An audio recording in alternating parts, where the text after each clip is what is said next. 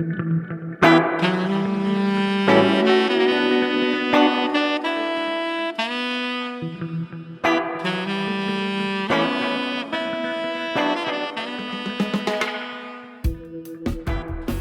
listening to the Speaking Tongues podcast. I'm your host, El Charisse. Each week, I sit down to a conversation with multilinguals where we discuss and celebrate language, life, and culture through our own perspectives.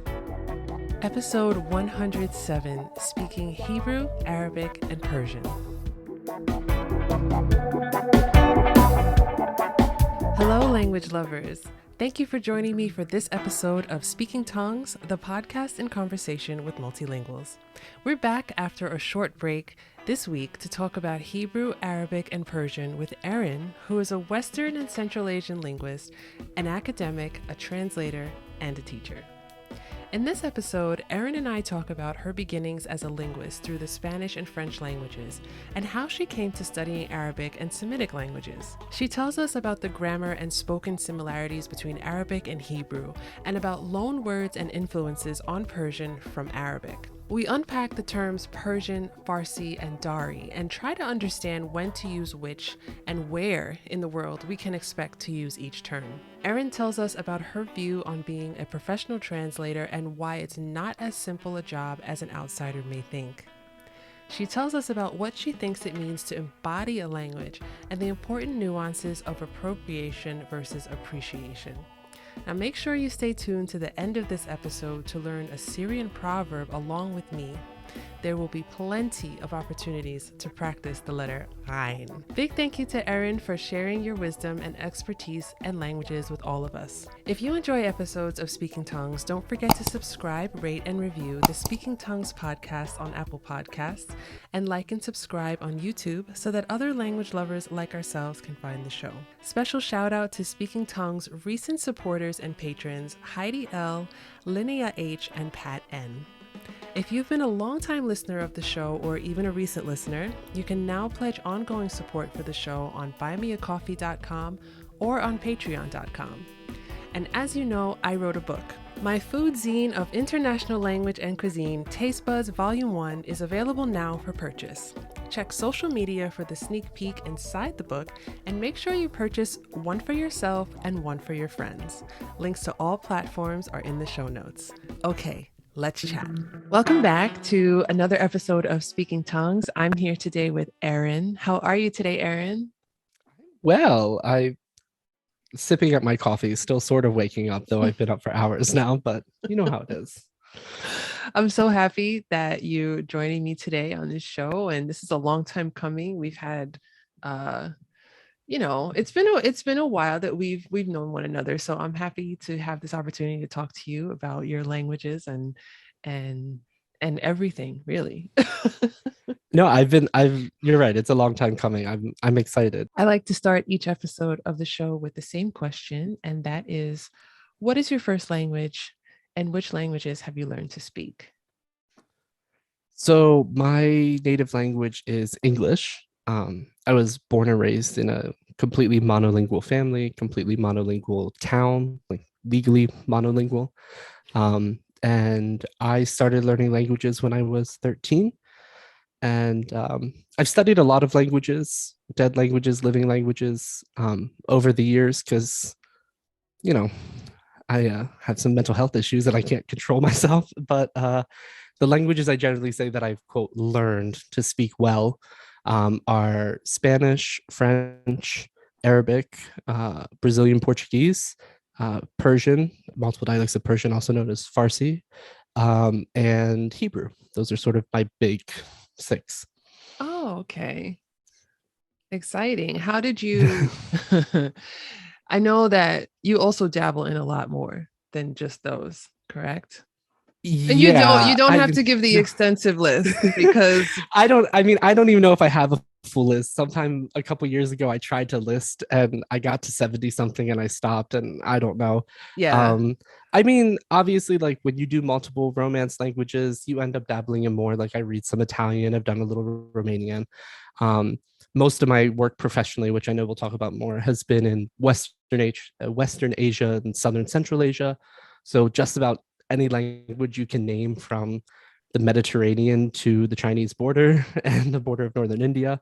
I've done that. I've dabbled with most everything in Europe, most of the big stuff. I will 100% like admit I have not done a lot in the African continent. I've done some Swahili, and some like Somali and Amharic in like Eastern Africa and the Horn of Africa, because that's closer to sort of my region of interest. I keep telling myself like one day I'm going to finally like sit down to Igbo or Fanti or something like that, but I just keep getting distracted by things that are useful for work that that I never make time. But yeah, I've sort of stretched all over, to be honest. I again, same thing. I haven't done a lot with Southeast Asia, a little bit of Thai, a little bit of Indonesian, and with indigenous languages in the Americas. I've done a little Quechua and a little Navajo, but like my big goal is like, I don't know why I'm obsessed with Lakota. And I really like, again, at some point in my life, we'll find time to be like, I'm going to sit down and learn Lakota, more about the Dakota people, and, you know, dedicate time to this. I just have no self-control. So I'm bad at setting aside time for all of this. But yeah, I've dabbled a lot over, I've been working with languages now for about 17 years. Okay. So you can do a lot in 17 years if you have no self-control. You certainly can. You certainly can. And to the next 17, I'm sure that you'll have an opportunity to get to the ones that, you know, that you haven't had a chance to sit down with yet. But I want to ask you, how did your core languages, those 6 that you mentioned, how did those come into your life? What was it like as you were learning them? And I guess maybe what drew you to them? So my first quote foreign or other language that I learned was Spanish. I think Spanish is a common one for people from the United States because it's what we teach in a lot of schools and whatnot. I had been exposed to a little bit of sign language, and my older sisters had taken French in high school. And so when I was given the opportunity to learn Spanish, I jumped on it. I was always interested in the world and geography and traveling and stuff. Not that we traveled when I was young, but I would read atlases for fun. Me too. Okay, so good. Did it's not just me. My mother loves to tell this story about how we had this kids encyclopedia that was pretty much an atlas and about geography, and they had a page about the UN, and I would take it to her and be like, I want to go here, I want to work here, I want to be a part of this. And that was before I ever studied a foreign language. And then I started Spanish in school, and I loved it, but I also found out that I was good at it. I always hesitate saying that because as I've gotten older, I've pulled back from the idea of like people being quote good at languages. But I've always been more of a musical person and an oral kind of person. And then I'm on the autism spectrum, and I'm really good with pattern recognition. And I think those two just sort of converged, and languages kind of clicked for me to recognize patterns and where people place things. So I found out I was, quote, good at Spanish. And then I just ran with it. I did as much as I could. It's all I did in my free time. And then I started going beyond that. I studied some Portuguese online with a guy from Brazil who spoke Spanish. I started doing French on my own. I started dabbling in Mandarin and Japanese and Russian and Arabic. I'd spend a lot of time in the library. And that was just sort of where it was. I think, again, French is another language that's really, I don't want to say popular, it's waning in popularity these days, but it is more commonly taught in the American educational system. So French was sort of my next big one. I worked in French on my own for a little while, and then I started taking classes. And in college was when I really, I think, sort of fell in love with French. I thought, I'll do this. I'll work for the UN one day. I'll do, all of the official languages. I had a really wonderful French teacher who she, saw potential in me. She pushed me. I lived with native speakers in apartments on campus. She made speaking French fun. She just like, I don't know, it became part of my life. Even when I had like family troubles, dealing with things in my personal life, my French professor and my Arabic professor in college, who were my advisors for my degree, they became like second moms for me. And so they just really, French and Arabic in college really became my life. Arabic was honestly kind of a whim. I started college, I wanted to do Spanish, French, and Mandarin. And eventually I was like, I'll eventually get to Arabic and Russian and round out the UN languages. And my university had an opportunity to take Arabic as well as a course on Introduction to Islamic Civilization, with like the same group of people. It was like a learning community. And I took that and Mandarin and an advanced Spanish class and something else, I think, my freshman year.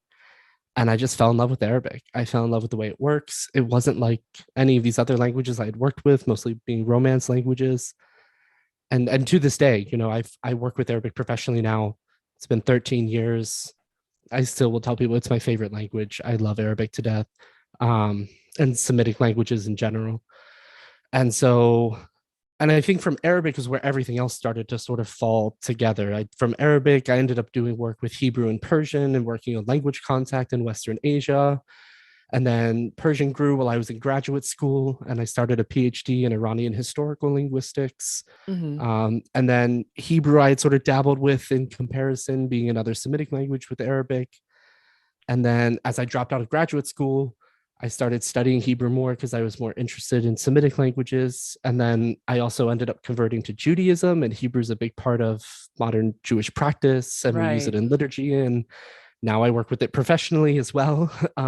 Sort of Arabic, Hebrew, and Persian have become sort of my core professional life. I still to this day will tell somebody like, I probably still speak Spanish or French better than any of those three. Um, Maybe not so much speaking.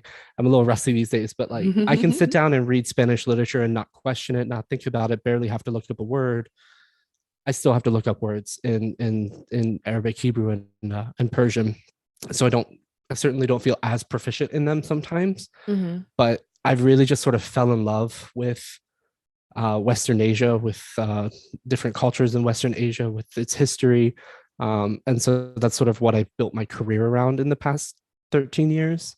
And then Portuguese, I sort of said it as an aside. I started in high school with a guy from Sao Paulo, who spoke Spanish. He taught me in Spanish online.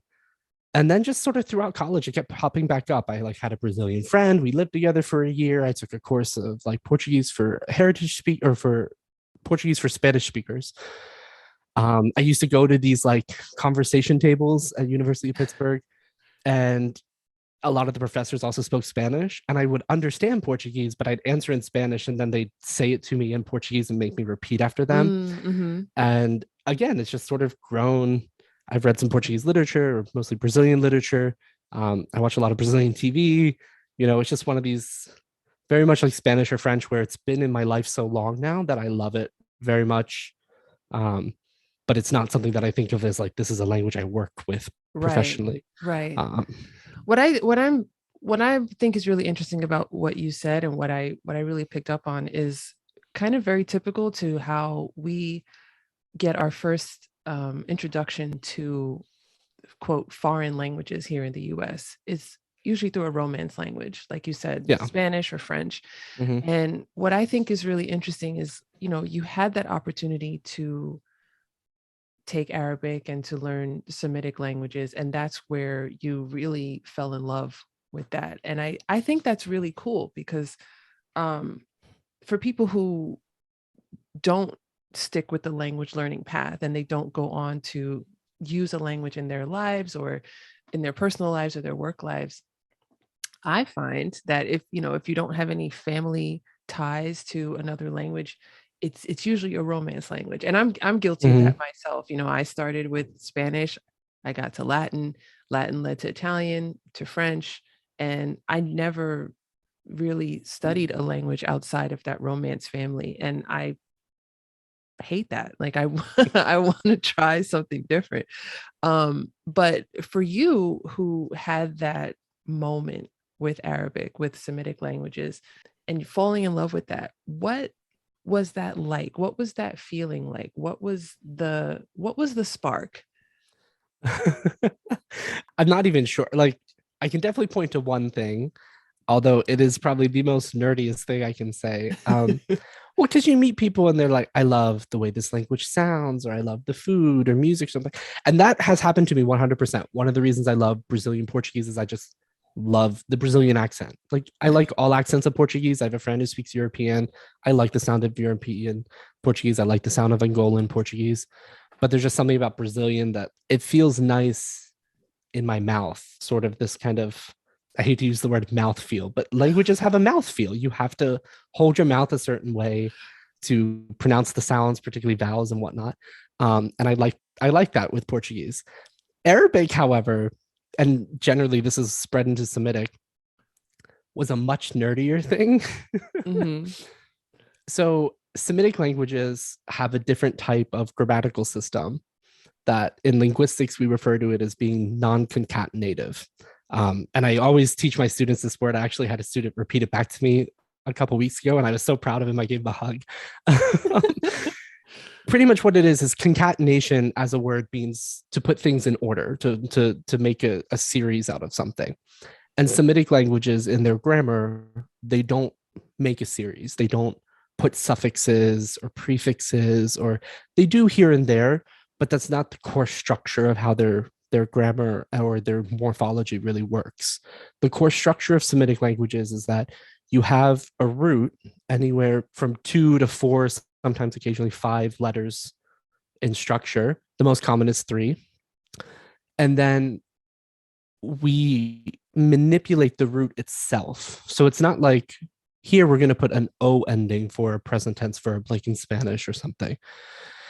It's if I, a really good example of this that I used a lot in my classes is if I want to create a professional, or historically this was any sort of hyperbolic adjective, somebody who does something a lot, but in modern Semitic languages, it's come often to mean a professional. I put a short A in between the first and the second consonant. I double the second consonant and I put a long A in between the second and the third consonant.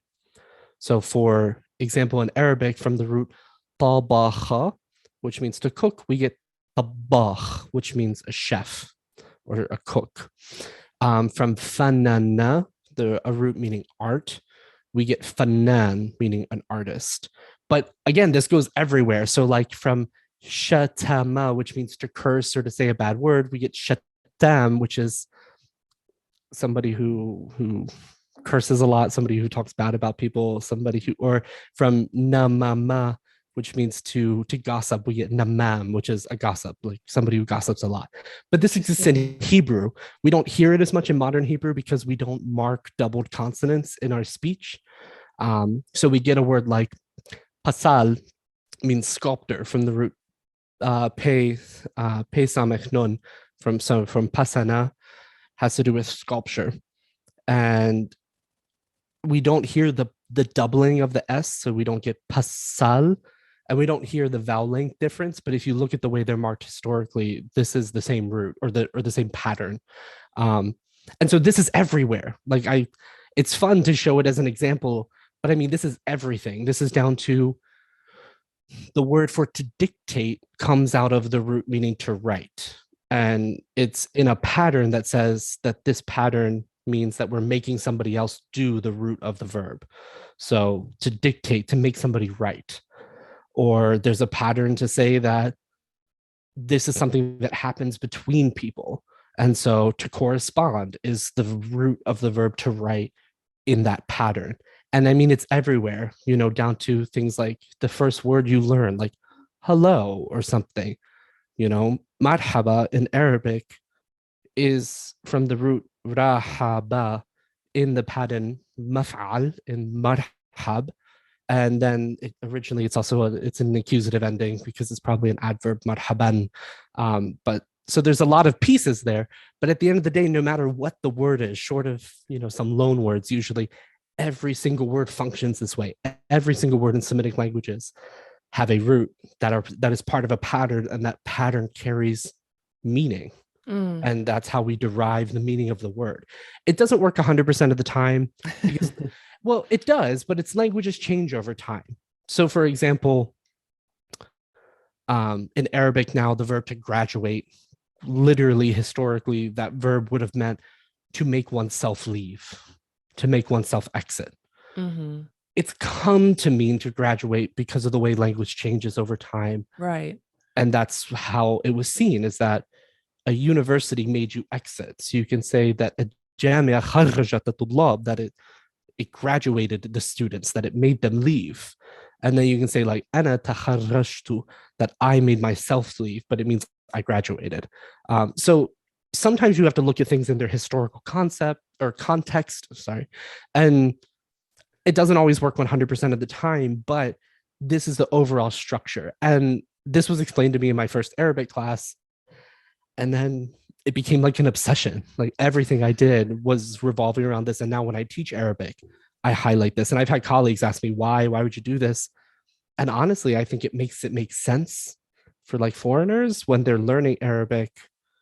Arabic sometimes feels very random. Like there aren't like plurals. There aren't great patterns to recognize a plural. There are certain patterns and we can recognize some of them, but you can't always predict the plural of a word because the plural will be a different pattern of the root.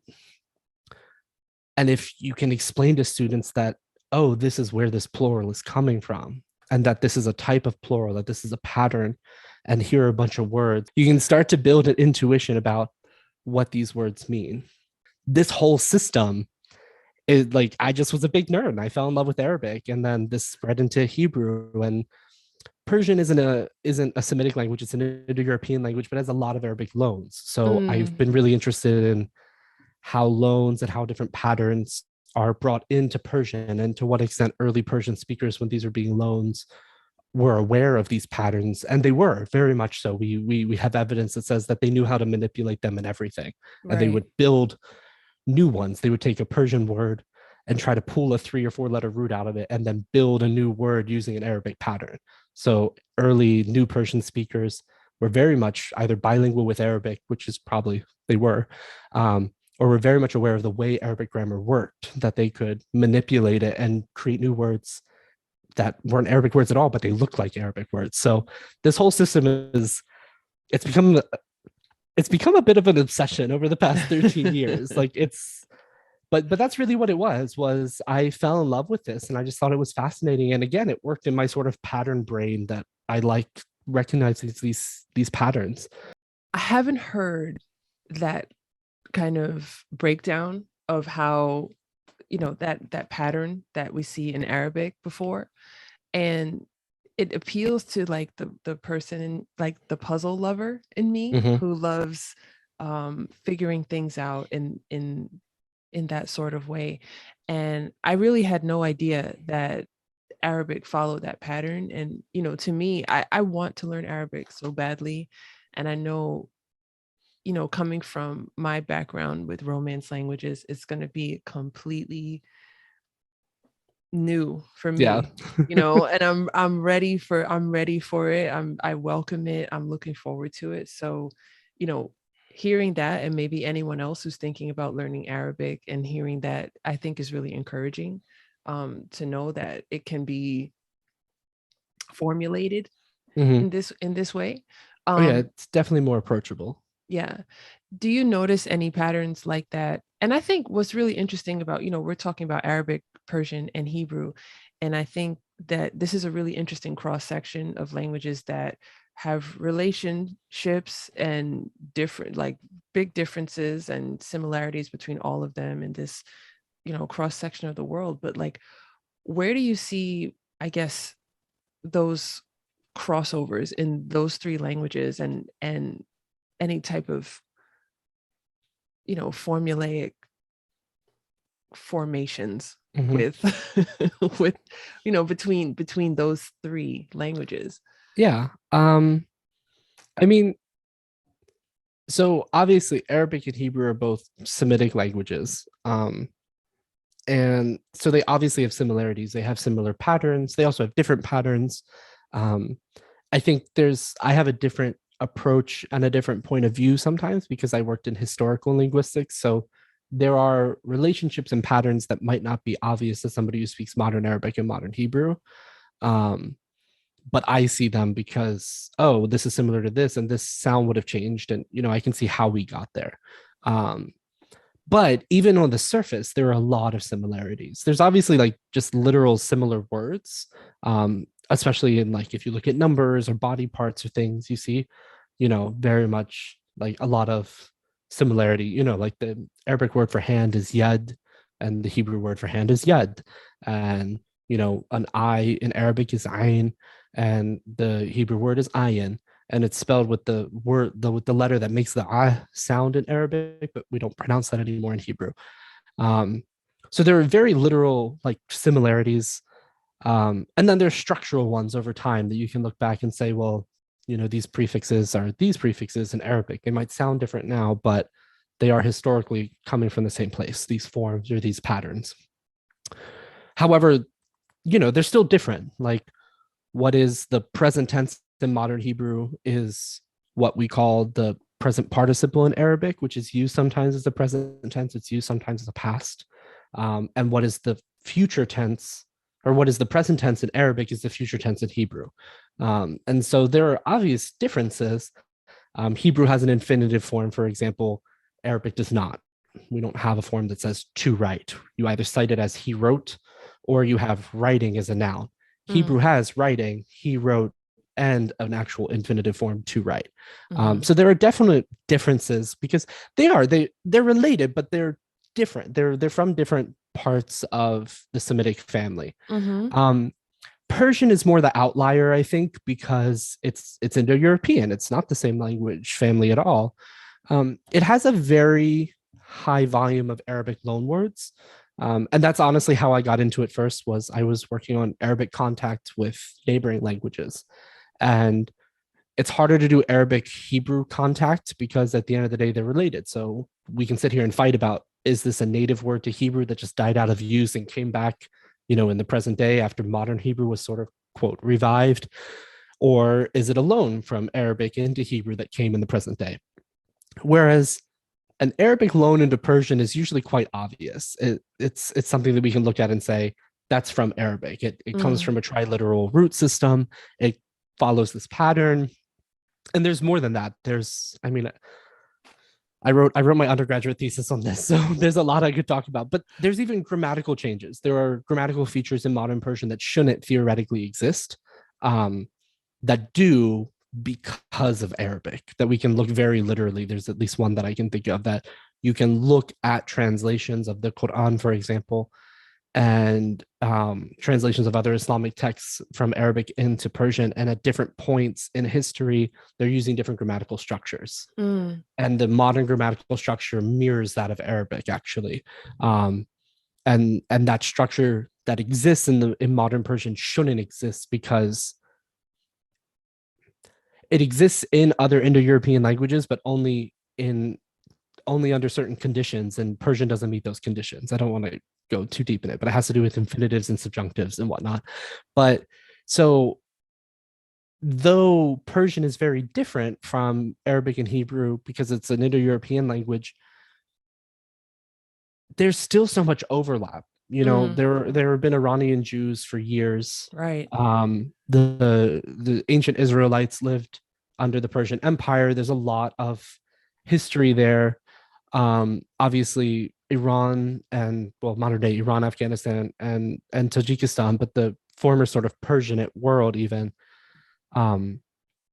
is part of the larger Islamicate world. And so that's, and honestly, that's probably a better word to define the region I work in, is very much the Islamicate world. My focus has been less on Islam as a religion, but really, if you look at the boundaries of what I work in now, it very much is sort of the Islamicate world for the most part. Like, I go up into Turkey, and I go as far as Pakistan and India, but linguistically, my comfort zone has always been more in Arabic and Persian and Hebrew. So there's a lot of overlap in history as well as culturally, but then there's also cultural differences. Right. One of the things I really like about studying language contact is also cultural contact and cultural fusions. So looking at something like the celebration of something like Nowruz. Okay, Nowruz is a Zoroastrian religion, or Zoroastrian religion. Nowruz is a Zoroastrian holiday. It's the spring equinox, and it marks the new year. Right. And it's celebrated all throughout what was formerly more of the Iranian world. But that's also what became a lot of the Islamicate world. And so watching people who are very much devout Muslims also, celebrating Nowruz or incorporating Nowruz in with their practice, or when we get into Sufism, and just these blends of kind of mysticism with Islam, and some of that mysticism, if you study it deeply enough, very much harkens back to Zoroastrianism. Persian poetry written by Islamic authors will take themes from Islam, but also be pulling themes from Zoroastrianism, um, and I don't think this is always obvious to people. Obviously, like if you study Persian poetry, for example, you very much learn these things, and that's how I've learned some of it. Was during my PhD, I studied a fair amount of Persian poetry, but there's just so much there because of we're literally talking centuries of just constant contact, and so they're not separate worlds. And they're also, I also very much like to remind people they're also not monoliths, that the Iranian world is not a monolith, that the Arab world is not a monolith, that the Hebrew speaking world outside of, the modern state of Israel and all the political stuff that happens there are Hebrew speakers outside of Israel. There's a whole history of Hebrew speakers in Judaism in Europe and in other parts of the world that we don't even think about. We talk about Jews in Europe and we talk about the modern state of Israel, but we very often overlook Ethiopian Jews or Jews in South Asia, or Kaifeng Jews or Chinese Jews, that they still very much are practicing their own forms of Judaism, and there are these blends even into their religious practice. Like I just started recently learning more about Ethiopian Jews and their canon of religious literature, like what they think of as the quote Hebrew Bible, as the Tanakh, or as the larger idea of Torah, isn't the same as mine. Like we all sort of accept the 5 books of Moses in Judaism, but then European Jews, most generally, like Ashkenazi European Jews, Sephardic, which is like Mediterranean Jews, and then Mizrahi, which is Eastern, but generally we use it to mean Arab Jews. We all sort of accept the Tanakh, which is from a Christian perspective the Old Testament, as the larger sort of collection of writings. But Ethiopian Jews have even more books than that, or even their sort of more smaller codified thing, which for us is just the 5 books of Moses, has 6 or 7 books, and it's the 5 books of Moses, like plus Ruth and maybe something else. It's and so in Judaism we like to talk about Hebrew unites us, and we all celebrate the same religion, and we all celebrate the same holidays. But Ethiopian Jews have a very different practice, and this is something that unfortunately is widely overlooked in like American Judaism, that we talk about the difference between Ashkenazi Jews, European Jews, and like Sephardic Jews, like Mediterranean Jews. But we never really take time to even think about Ethiopian Jewry and what Ethiopian Jewry's history is, and their scriptures, and what their texts look like being translated into Amharic, which is another Semitic language. And so like that's something that I'm like, oh, I need to get into this because it's a whole nother Semitic language, a whole nother community. And so there's, I don't know. And this is sort of how you just end up doing everything sometimes. At the end of the day, everything's connected. Everything is connected. I want to talk about Persian. Because there's some things that I need to learn. Sure. I think that you could really help with this, because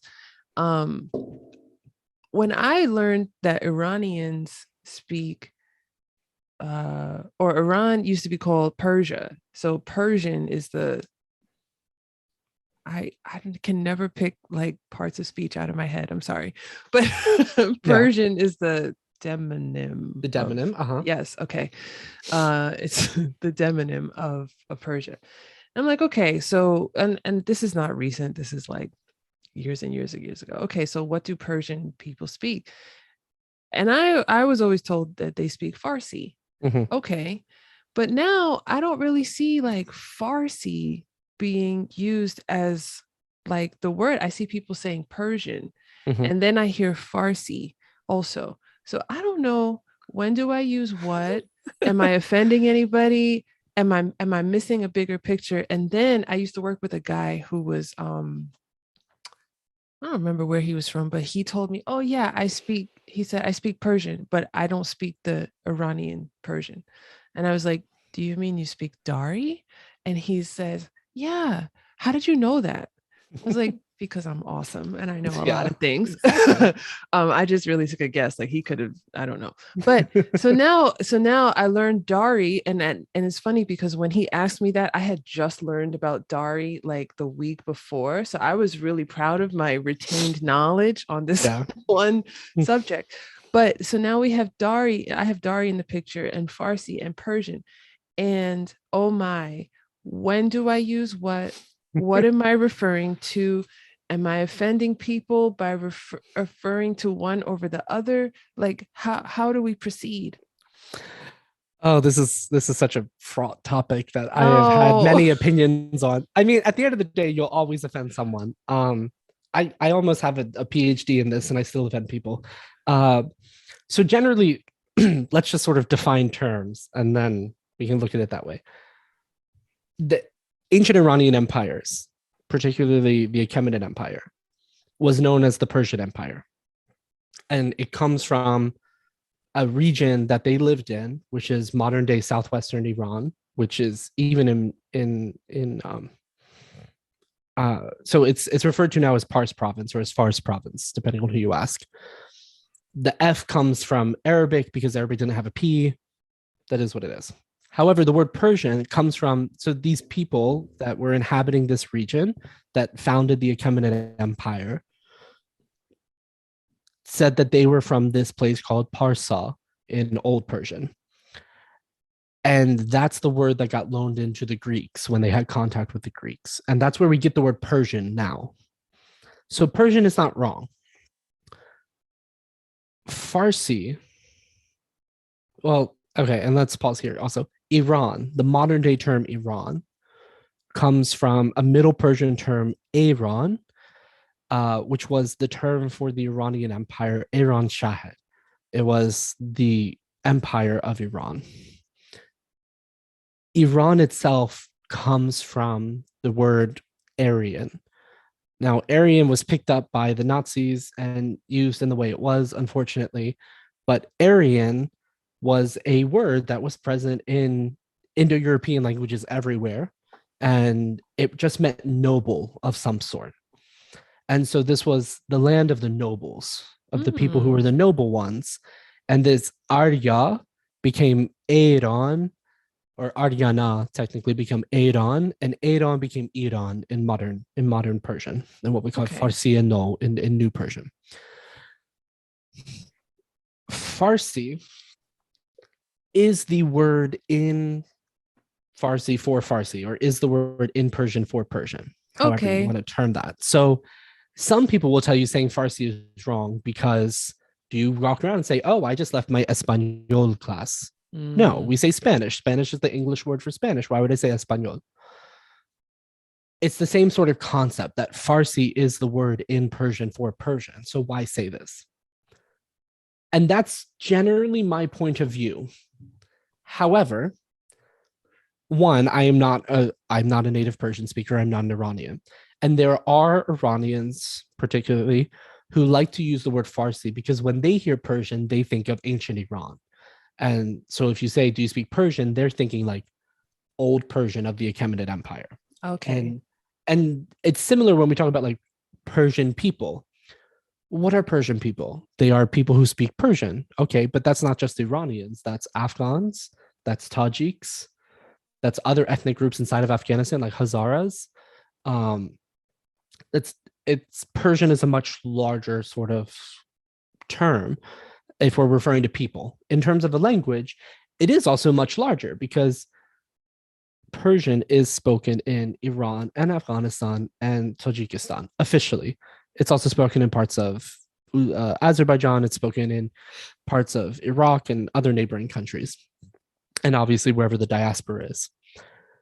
Historically, this was sort of, again, one, I don't want to call it a monolith, but there was a larger Persianate world where people spoke Persian. There's actually a wonderful book on this.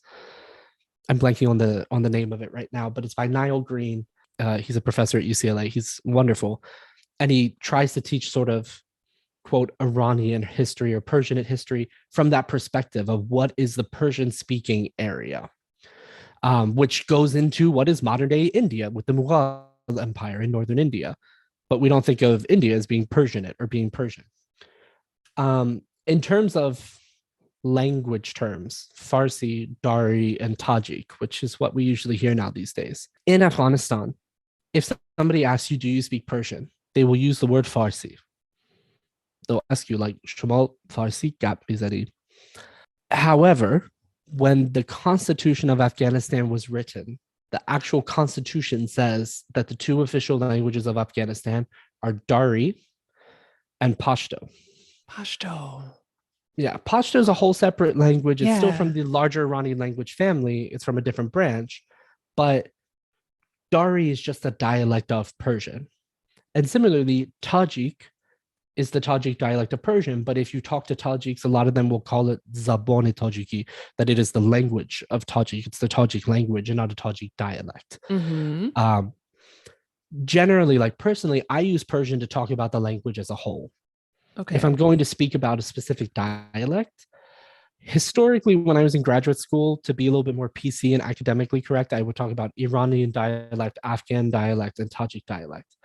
However, in the modern translation world, because of honestly, because of modern geopolitics and defense translation and political translation, even if you work outside of that community, like I just work in private translation, we still distinguish between what is Farsi, Dari, and Tajik.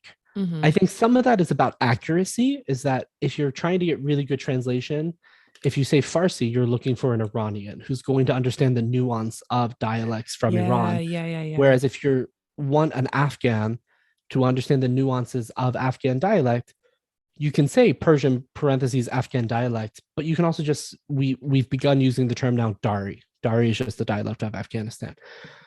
In terms of what the right word is to use, I don't know anymore. Honestly, like at work, we talk about Farsi versus Dari versus Tajik, and it is what it is. I prefer Persian when talking about it as a whole. I've said this to Iranians who will correct me and say my language is Farsi. I think that's a personal choice. Identity politics are identity politics. We all get to choose how we identify in the word that we like. I'm a trans woman. I'm a transgender person, but I prefer the phrase woman of trans experience because it's a phrase that highlights my womanhood. Nobody used to tell me what word I choose. So why would I look at an Iranian and say, it's wrong of you to call your own language Farsi? Mm-hmm. It's whatever. Let them call it what they want. You call it what you want, and we'll all continue on with our day. But there is a lot of confusion about this. You'd be surprised how often, like, I see people on the internet being like, what is it? And what's the difference? And people telling other people that it's wrong. Even if I think that saying Farsi is wrong, it doesn't matter. Because at the end of the day, that's me. I can only control my language. So it is what it is. Say whatever you want, as long as it's not me and it's one of the proper words. No, thank you for that. Thank you for, walking us through that distinction, because I know it was really weighing on my mind. And it's not just you. So many people struggle with this, I think. I want to ask you a fun question, because we've talked a bit about where root words and where words come from and what words get into. And I would love to know, because I love etymology. Sure. And I would love to know if you have any favorite roots that turned into something else, and just something that's always like tickled you, or something that's always delighted you in some way, either in Hebrew or Arabic or in Persian. Oh Lord. Do you want to come back to it? Yeah, maybe we can come back to it. I can think of a couple things off the top of my head that are interesting, but not as deeply fun and interesting. But yeah, give me a couple minutes to think about it. We can come back to that. Talk to me about being a translator, and not necessarily what you do, and the ins and outs of what you do. Talk to me about that feeling of working with this language or these languages that you initially fell in love with, and now you are gaining this proximity not only to speakers of this language, but to the culture that's practiced alongside of it. What does that feel like? What does that encompass for you? What does it mean for you? Um, I mean, I can sort of tell you what I do. I mean, I can tell you what I do. It's just it's boring. I mostly translate media these days. I work for a private company that follows trends in media, in Arabic and in Hebrew is mostly what I do these days is Arabic and Hebrew, but I've also done some work for them in Farsi or in Persian. Um, and it's a lot of translating news or translating like social media responses to news, and then we just track sort of media. I don't know. It's honestly boring, but I left teaching and this is where I ended up. And I do like it. It's more, I like the people that I work with. I do. And that's kind of what it's gotten me is when I think about the big picture, what I do is kind of boring. But when I think about the colleagues that I get to work with every day, I'm one of the only non native speakers in my office, um, which is a little bit strange because a lot of times when you translate, you end up translating into your native language. And a lot of my colleagues are not native English speakers, but they just have very, very high proficiencies in Arabic or in English. To be honest, I never thought I'd be a translator. And I'll be completely frank, people ask me all the time, how do you become a translator? I feel so unprepared. Translating it is a skill and it is an art. And I don't think people think about that. People just think if you speak a language, you can translate. And you can to a certain degree, but to really do it like full time, like, and this is all you do, there are skills that I've just happened to learn along the way. And I've thought about taking like online translation classes about the theory behind translation. Luckily, I did some of that when I was in school, but honestly, I've always been more of a user of a language. So I've been very much like I learned to speak Arabic, not to translate it into English. So there's things I know how to express in Arabic that I don't know how to express in English. Um, there are things that I know how to express in English that I don't know how to express in Arabic, obviously, as a non-native speaker. But there are times where, I see something and I will literally look at a colleague and be like, does this sound right in English? And they're like, you're the native speaker. And I'm like, I don't know though. I've been reading this 5-page article in Arabic for an hour. Like, and I'm just so lost in the Arabic that I don't know if the English that I'm creating makes sense anymore. Like, does this make sense to you? I do think there is a certain level of accomplishment that I feel in translating, and especially working in the office that I do with so many non-native speakers, there is a certain level, if I can have this moment of like kind of patting myself on the back, knowing that I'm at a level that is good. I think there's a lot of misunderstanding about proficiency levels in the language community, and we often overestimate our level. And even when I got into translation, when I stopped teaching at a university, I still teach privately, but when I stopped teaching at a university about 3 years ago, there the process to become a translator is hard sometimes. It's a lot of freelance translation. It's a lot of, just applying to different companies and hoping that somebody, lets you in. And I knew somebody that worked for this company and they, got me in touch with people. I still had to like do a sample translation and that was really hard. And I remember doing the sample translation and feeling like, oh God, I don't know Arabic well enough. I've been working with this language for 10 years. I've taught it and I don't know Arabic well enough to do this translation. And I felt very, very inadequate. And then I got the job and I was very happy. But I realized that I still had a lot to learn. And I've learned a lot in the past 3 years. My Arabic has grown leaps and bounds, as is my Persian, as has my Hebrew. I've mostly started working with Hebrew for the past maybe 6 or 7 months. And that was mostly just out of a need. Our company didn't have somebody who spoke Hebrew, and I did. And they said, well, do it for, kind of in the meantime. And I've just sort of stuck doing it. They haven't found anybody else. And apparently my translations are decent enough that they qualify, but I still often feel inadequate. And I think translation is kind of that field where even if you have a degree in translation and you understand the theory of translation, and I don't have a degree and I've done 1 or 2 translation classes in my life, I think you're always going to feel inadequate. There's always a new word, especially again, I don't think people realize the level you have to have for translation. People talk about like, my goal is to hit this level, or my goal is to be here. To do this sort of work all day long, you're not sitting around with this cute little conversational B1. Like, I I think my Hebrew is maybe a comfortable high B2, maybe not in speech, but in reading and writing it is. Um, and I still feel often very inadequate. It's a hard field to be in. Mm-hmm. Um, and so I do say that to people a lot, that if you do want to be a translator, uh, really prepare for it. Take classes in translation, do a degree in translation if you can, because we often underestimate what translation is. And I think as people who do not work as professional translators, we often just assume like knowing a language means you're qualified when you're really not. I feel like you were talking directly into my soul Oh, when you were sorry. like, and you're like, this is hard. This is, what did you say? Like, people sit there with their comfortable B1, and I'm like, oop, Well, I no, and guess. don't get me wrong, like I don't say that Okay. to disqualify somebody's B1 at all. Um, I have B1 in I'm languages, teasing. I'm but totally teasing. I'm saying that just it's a big because, jump. yeah, because like I feel like I am probably overestimating my B1 in French and Italian, but I would love to get into translation someday. I think the easiest way to get into it is to start the freelance route. Mm-hmm. The hard part is just that's hard to do as a sole source of income, as Of your whole course. job. And Yeah. honestly, there are a lot of people who do that. Like, I feel very fortunate the fact that I get to work for a company. Like, I don't get paid by translation. I don't get paid per word the way a lot of freelancers do, or even people who work for companies but are sort of contractors underneath of the company.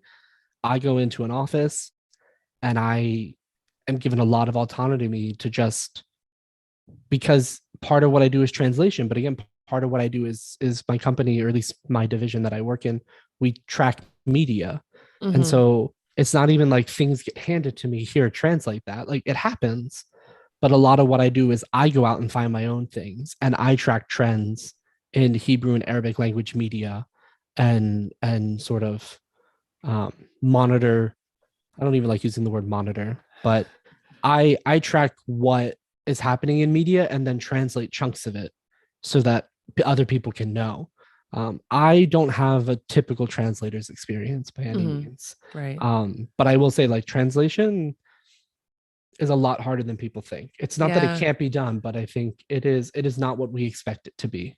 Yeah, I bet. And I think that it's another one of those things that's like a very romantic in a lot of Mm-hmm. people's minds, just like being able to maybe travel or being able to just um embody the different personages that come with speaking different languages. And it's Yeah. very, very appealing to, I think, to people who would be appealed by that, Mm-hmm. like myself. um, but as this is really a great way to get into the next thing that I want to ask you, which is about embodying a language versus studying a language. And as you pointed out, that distinction between Spanish, you had a very regimented use for it with translation and interpretation, which I can't imagine how difficult interpretation and simultaneous interpretation must be. Like, I don't know how one's brain has to be wired in order to do that. It's um hard. it And it's sounds exhausting. it sounds like one of the hardest jobs that you could ever do in life. But that, and having a task driven need for a language like Spanish, as you did at that time, and then versus having Arabic be a part of your life and studying it um because it brought you enjoyment. And Mm-hmm. how do you how do you balance those two things? What does that mean to you? um you know if you haven't already talked about this, maybe you Yeah. already dropped it in the I conversation, but I I I don't know if I've addressed it specifically. I think there is a difference sometimes in what drives us to study a language. Um and I don't I don't think there's a good or a bad reason to study a language really at all. I mean, maybe there's a bad reason if you're like, I hate these people and I want to learn their language to kill them or something. Like that's, I'm sure anything can be used for bad purposes, but generally, well, some people I think look at this sort of practical language use. This sort of trend that we see of like, oh, China is an up and coming, not even an up and coming anymore. China is a big economy. And if you want to do business, do Chinese or something. I don't think that's wrong. I don't think there's anything wrong with taking that approach. I think it is a very different approach. And I think you have to have a mindset for it. Like personally, if I'm not engaged or intrigued with something, I can't do it. Like I've been told that I have to learn German before, and I've studied German and I've taken reading exams during graduate school in German, but I don't speak German particularly well. Like I read with a dictionary, I read probably at a B2 C1 level, but that's with the dictionary. That doesn't count really in some ways. But I speak maybe B1 German at best on a good day. I haven't spoken German in years though.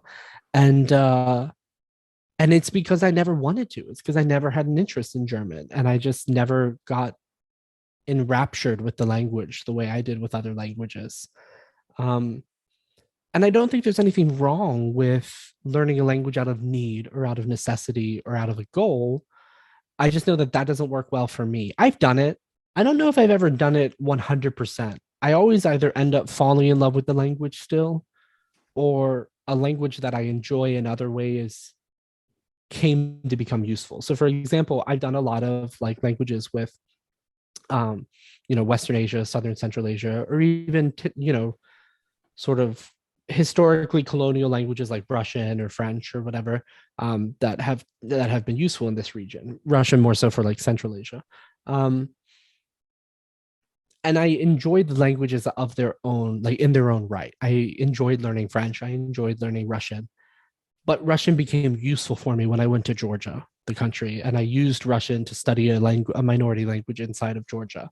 Or there has been a weird flux in the number of like Pashto translators on the market. And I work with a Pashto translator, and he's a very nice man, and he's offered to help me with my Pashto. And from our perspective, it is for the sake of translation, it's for the sake of work.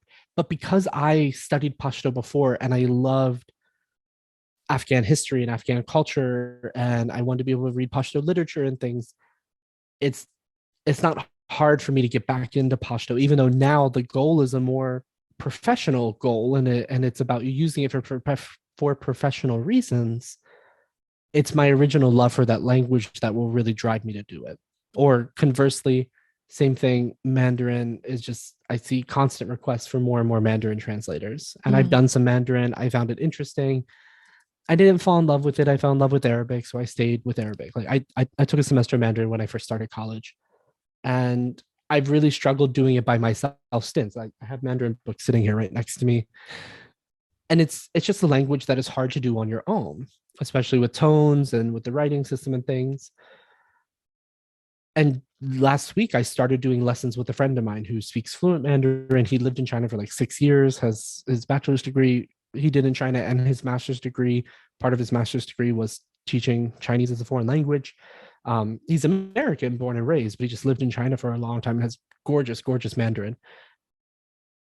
And being able to share in the language learning process with somebody like him, and the fact that he and I are friends and he can point things out to me that like I'm going to find extra interesting or that I'm going to take interest in.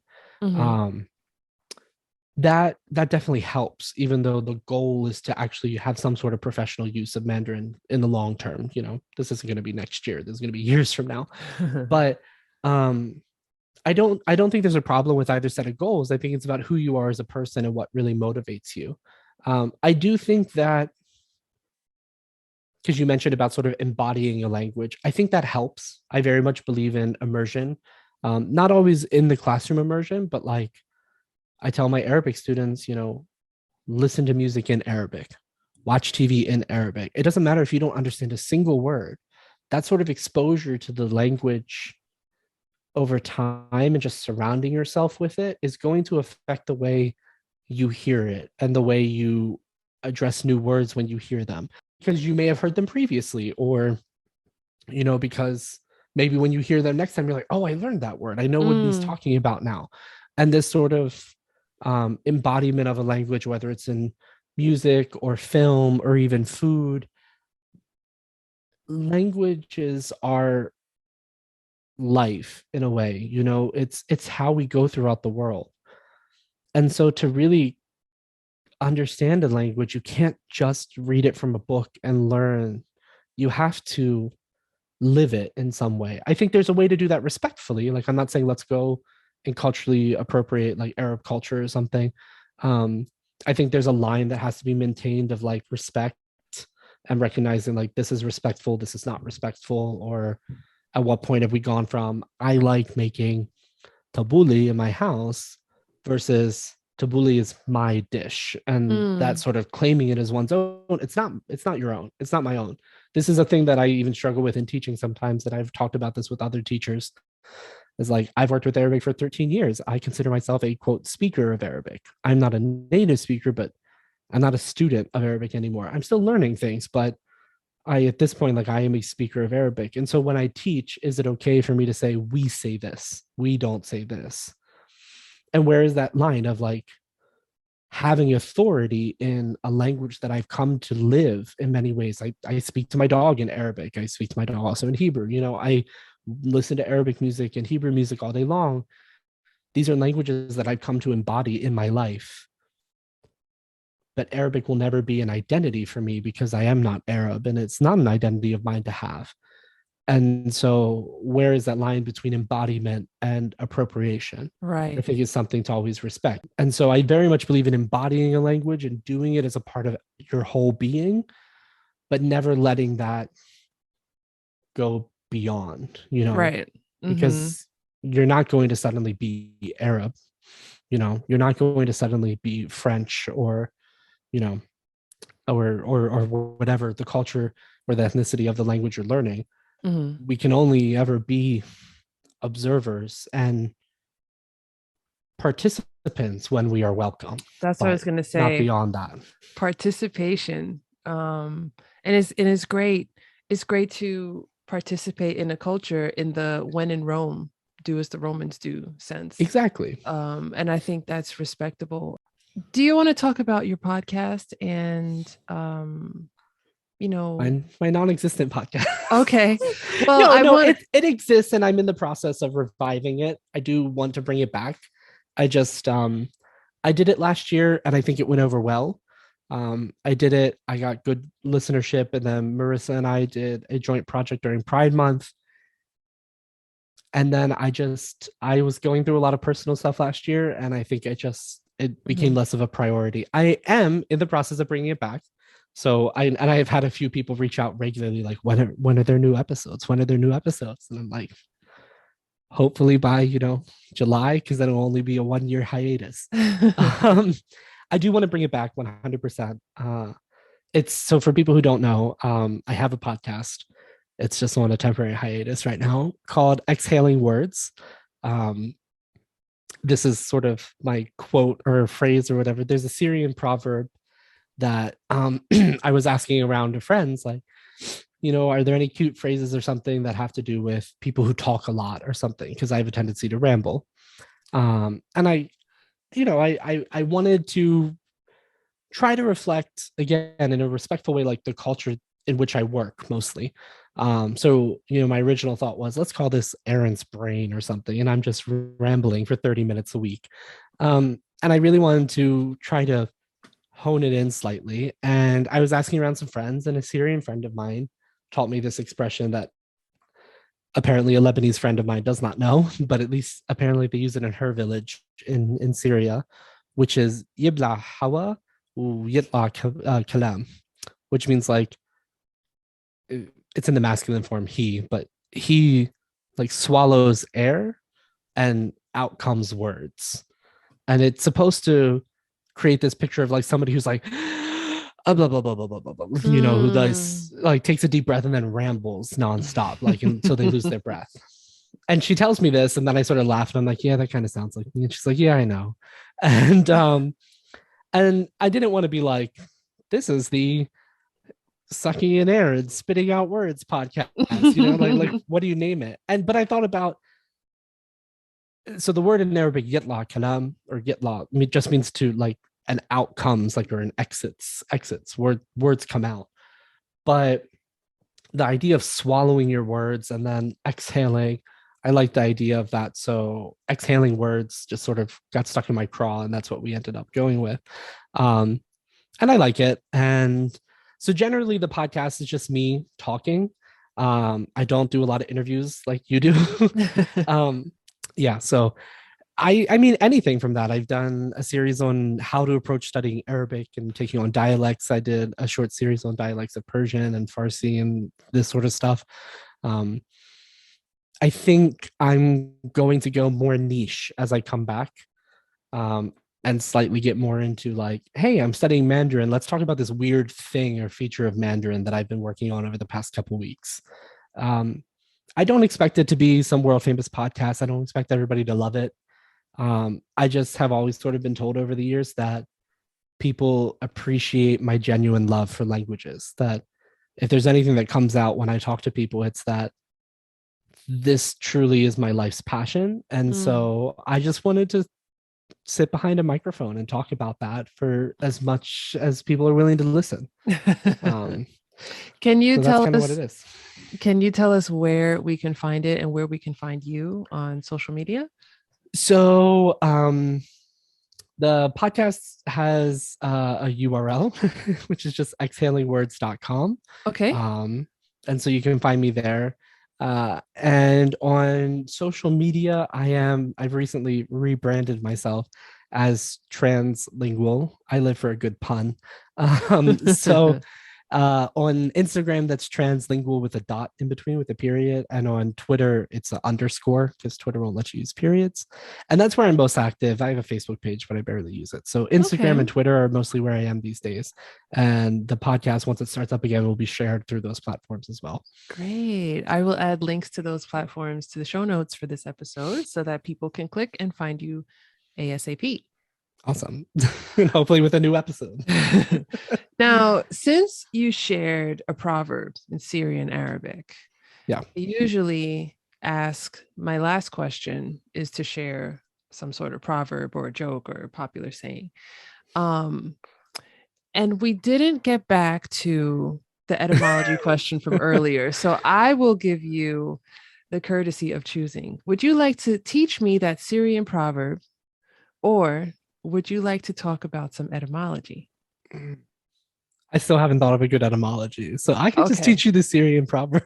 Okay, so my last question. First of all, this is where I usually say thank you for your time and thank you for this conversation. And this is just the tip of the iceberg. I feel like we could talk for the next 2 weeks and we'd still easily we'd still have a lot to say, and I'd still have a lot to learn from you. But I really thank you for sharing this bit in this conversation with me and with my listeners. So fascinated and so happy that I could just tap a little piece of the knowledge you have in your brain today for this conversation. Oh, thank you.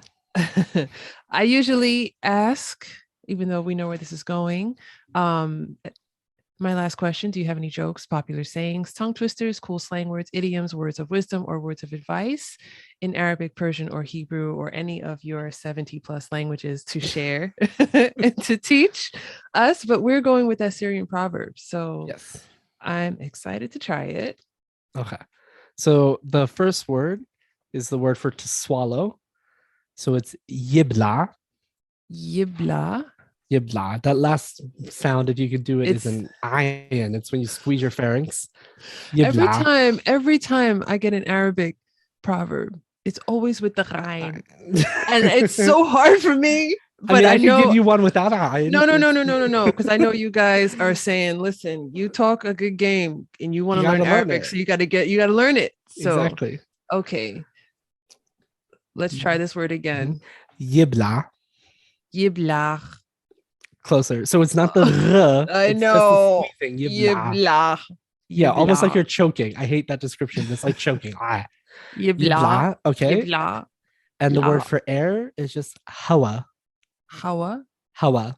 Mm-hmm. So yibla hawa. يبلغ هوا. Mhm. And then to exit is yitla. يتلا. Yitla. So it's just yitla, but the ta in Arabic it's emphatic. So the L and all the other sounds go to the back of your mouth. Yitla. يطلع. Exactly. Yitla. يطلع. Uh-huh. يطلع. Yitla. So tala means to exit, to go out. So yitla. And then the word for speech or speaking is kalam. كلام. Kalam. Oh, I know Yes, that one. it's a good word. So yibla hawa. يبلغ هوا. Uh-huh. And then I forgot to include it in like an and wa or u yitla kalam. يبلغ هوا. U و yitla kalam. ويتوا. Yitla, like Yitl, but with a dark T. Yitla. Okay, let's start from the beginning. I'm sorry. Hold on. Sweating in here. No, you're good. Okay. First phrase. Yibla hawa. One more time. I'm sorry. Yibla. يبلع هوا. Uh-huh. U و yitla يطلع kalam. كلام. Kalam with a K. Kalam. كلام. Kalam. Perfect. Yibla hawa u yitla kalam. يبلع هوا و Yitla. يطلع كلام. We'll get you there. And if, for people listening, I'm not going to make you do it. If you're talking about a woman, you would change the Y at the beginning of each phrase to a T. Tibla hawa wa titla kalam. She swallows air and well, actually, no. So in the second one, kalam is still the subject. So it would be, I didn't even think about this before I said it.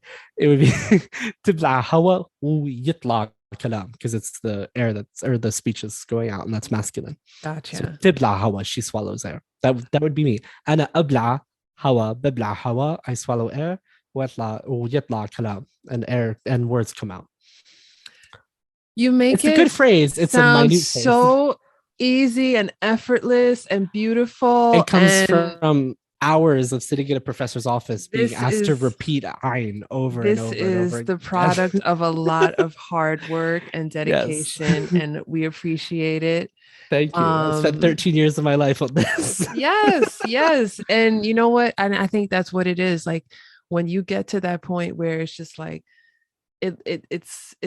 it sounds effortless, it looks effortless, you can do it, you can move and shake and go on with it. Like that's the product of hard work. And you know, and it always takes hard work. No matter the language, it's going to take hard work. And no matter what you do, though, if you're an Olympic swimmer, you didn't that's just hours of practice. Exactly. You're a dancer with the New York City Ballet.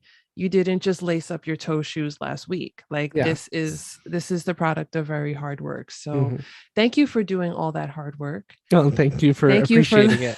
Of course. Before I let you go, Erin, in any language, in the first one that comes to mind, in this situation after we've been talking for quite some time, lovely conversation, and we're going our separate ways. The first language you can think of, what is the best way to say goodbye? I feel like somebody's done this one on your show before, so we'll do. You've never had a Hebrew speaker, have you? I have. Oh crap! Okay, I missed that episode. I was like, I know you've had Arabic speakers and Farsi speakers. Okay. You're thinking too hard. I am thinking too hard. I'm just going to do what I always do with people because I think it's hilarious. When you say goodbye in Arabic, we just tell people, yalla bye. Yalla bye. Like, let's go, bye. Yalla bye. Yalla bye. Exactly, yalla bye. Erin, yalla bye. Yalla bye. And I'll be talking to you soon. Shukran كتير. Thank you so much. Yalla bye. Bye.